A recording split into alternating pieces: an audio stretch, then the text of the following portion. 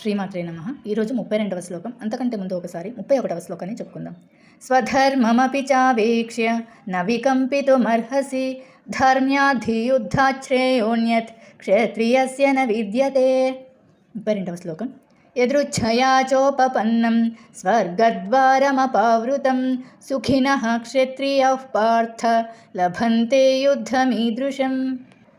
యదృచ్ఛయ కోరుకోకుండానే, చోపపన్నం వచ్చిన అంటే దొరికిన, స్వర్గద్వార స్వర్గము లోకమునకు తలుపు, స్వర్గానికి వెళ్ళేకి దారి అనేసి, మా పావృతం తెరచి ఉన్న, సుఖినః సంతోషము, క్షత్రియులు అంటే రాజులు, పార్థ అర్జున, లభంతే లభించును, యుద్ధమీదృశం ఇటువంటి యుద్ధము.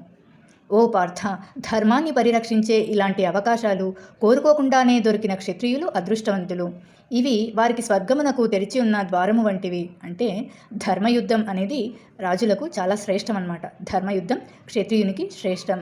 సో నీవు యుద్ధాన్ని చెయ్యి అని శ్రీకృష్ణ పరమాత్ముడు అర్జునుని యొక్క సందేహములు తీరుస్తూ చెప్తున్నారన్నమాట. శ్లోకాన్ని ఇంకొకసారి చెప్పుకుందాం. యదృచ్ఛయా చోపపన్నం స్వర్గద్వారమపావృతం సుఖినః క్షత్రియాః పార్థ లభంతే యుద్ధమీదృశం. 33వ శ్లోకాన్ని రేపు చెప్పుకుందాం.